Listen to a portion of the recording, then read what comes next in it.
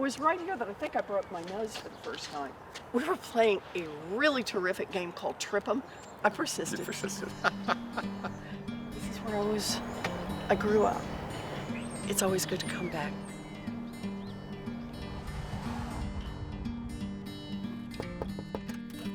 Hello? Hey, brother. How you doing? After my brothers went off to the military and I was still just a kid, my daddy had a heart attack. My mom took a minimum wage job to save our house. Now, my parents didn't like to talk about our family's financial problems. I was the opposite.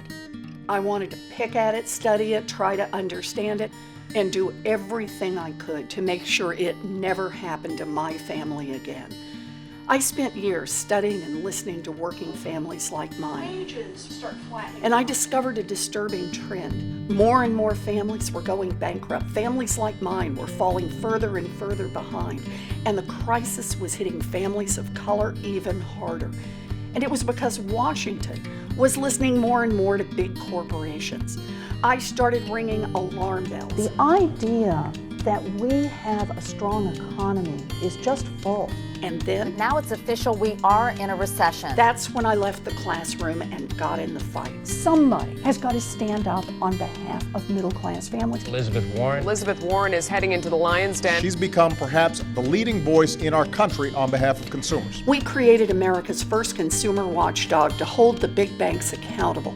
And when Republicans tried to sabotage reform, I ran against one of them, and I beat him.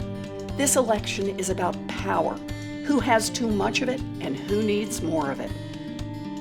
My daddy was a janitor, but he raised a daughter who got to be a public school teacher, a law professor, a senator, and a candidate for president of the United States. I have lived opportunity.